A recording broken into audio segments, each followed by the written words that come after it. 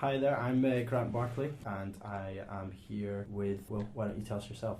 Certainly, my name's Gordon Sampson, and I am currently the Assistant Chief Constable with Central Scotland Police. And could you please tell me, have you always worked with the police? No, in fact, when I went to university, when I left school and then had a job in a building society, I was a trainee branch manager, and but after a period of that I was going to get moved all about the country, and I wanted to stay in a local community where I was born and brought up. So I took a sales job, which I didn't enjoy, but I'd always kind of fancied the police. And so I joined them in 1984, long before you were born probably. Joined in 1984, and I've been with them ever since. That's great. And how did you get to the position you're at just now? Just now, I started off as a cop in the street, and I worked in various towns in the central Scotland area, in Falkirk and Stirling, and worked in different departments as well. And then I just worked my way up through the ranks from sergeant, inspector, chief inspector, and then I've been the temporary assistant chief constable for the past year in Central Scotland Police. I suppose, would you recommend the police as a career to other young people? Very much so. You really have to work hard. It's a very interesting job, very varied job, but a great sense of satisfaction from it. The reason I joined, I suppose, is I'd always believe in fairness. Everybody's been treated fair, and it's not just whoever the biggest and the loudest. The bullies, in a way, should get what they want. So I subscribe to that, and I really enjoy helping people. And when you're dealing with a lot of policing issues, it's when people are most upset and traumatised. So you get a lot of satisfaction if you can make things better and deal with things in a fair manner. Focusing more on young people, general media perception seems to be that they're all offenders, when it's often the case that they're kind of victims of crime. Do you think that the current youth strategy is going to help to give a more balanced opinion of young people in the media and in local communities across Scotland? Yeah, very much so. It's interesting because you're right that the media perception can actually be that, a lot of the problems are young people. Now, I know, and my colleagues in the police know, that the vast majority of young people never get into trouble, never in bother. It's just that small minority, for a variety of reasons and circumstances, may find themselves getting into trouble. But unfortunately, that's what gets portrayed, and it can give that negative impression. In terms of the youth strategy, there's several references through the strategy document itself, which talks very positively about young people and how they promote very positive citizenship. And one bit I'd actually kind of highlighted before speaking to you today was the very last part in the strategy. Actually, if I'll quote it to you: "The greatest cause for optimism in delivering this strategy is the young people of Scotland themselves, the majority of whom are considerate and imaginative individuals who are a credit to themselves and Scotland." And that, for me, says it all. Yeah, that's good. Can you tell me more about the ACPOS youth strategy? Yeah, I suppose a lot of those listening just now might even wonder what ACPOS is. ACPOS is the Association of Chief Police Officers in Scotland. Now, there's 8 police forces currently in Scotland. It's something that's been looked at just now by Scottish Government. ACPOS then is a collection of the chief police officers in each of these 8 forces.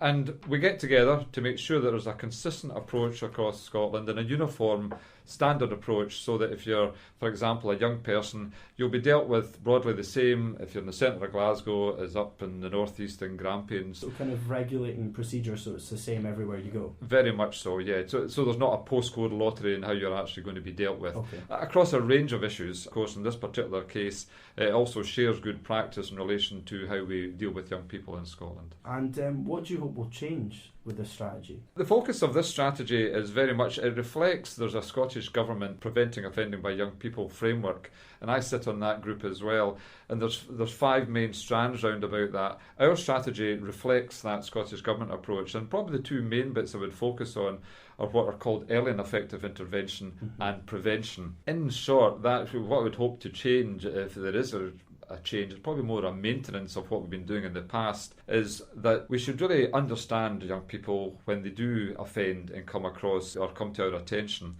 And because quite often there's lots of different factors that can cause that. It doesn't mean to say if you get into trouble with police that you're a bad person.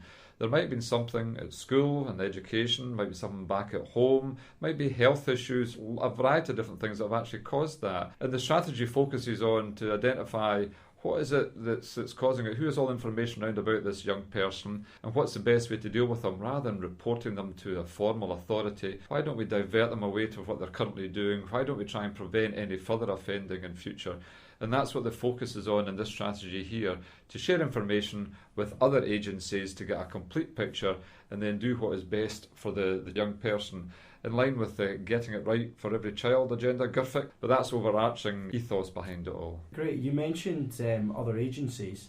What other agencies do the police need to work with to achieve this? A very good point, Grant. The main ones would be local authority, the council, and within the council itself, probably social work department, education department, community education, criminal justice, social work. There's various different departments all within the local authority councils. As well as that, there'd be the National Health Service, the local health boards, the Scottish Children's Reporters Association is another one, and perhaps even the Procurator Fiscal Service, who deal with adult offending, and any third sector voluntary organisations that could assist. There's a lot there, but it's very important that we actually share information amongst each other. So we're not just dealing with a bit of offending and the police saying you've done something wrong, that's the end of it.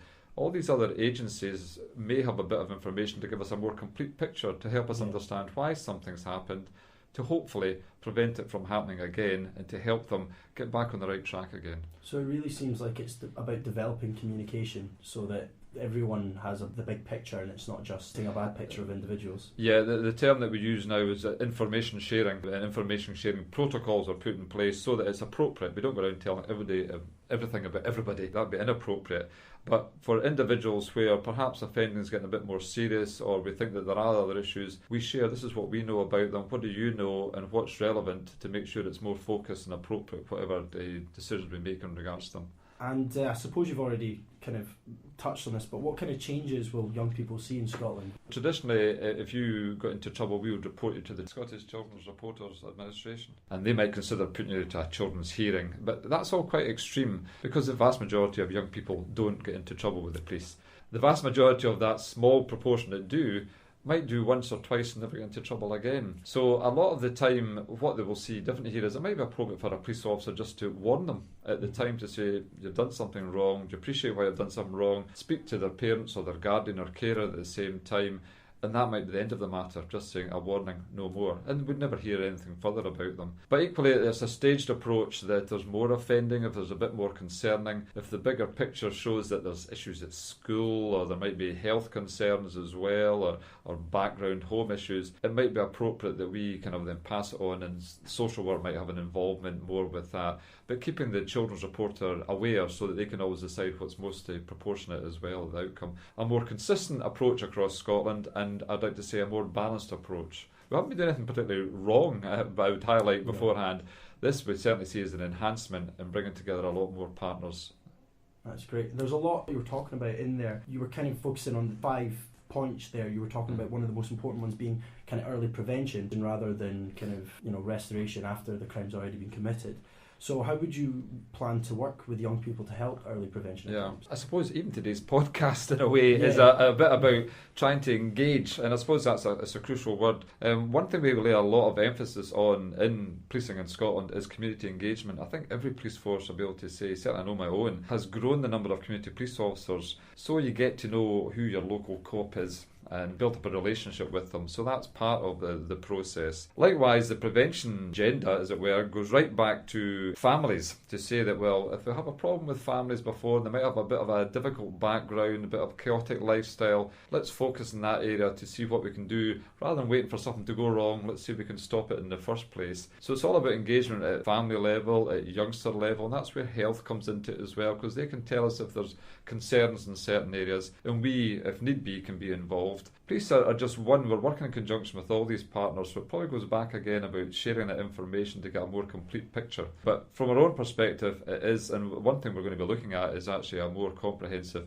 youth engagement strategy, so that we can actually be consistent across Scotland about how we speak to young people, and how we might actually help with diversionary programmes, whether it be twilight, midnight football or youth clubs, something along that nature, and speaking to youth and young people to actually find out, what do you want, and could we help in any way to achieve what you want, and everybody would be happy with that.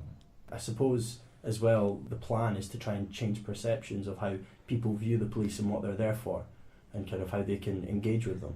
Yeah, it's true. Your point at the very beginning was round about the perception of young people. And you're right, the perception of the police, I personally tend to find, is that we're a kind of distant authority organisation. And I can understand why that would happen, because we tend to come in and touch people's lives at times of trauma and difficulty. and we're not always the most welcome attender at things, but we need to be. And so there is a bit to make it realise behind the uniform we're people. I'm a father, so I've got the same concerns for my children as I have for anyone else's. And to try and get that across, to break down the perceptions that you can speak to us, you can trust us, and that we will deal with you in a balanced, fair, proportionate manner. That's great. I don't have any further questions. It's been great talking to you. If anyone has any further information, suggest checking out the ACPOS website, which can be found at www.acpos.police.uk. So yeah, great, thanks. Thank you very much, Grant.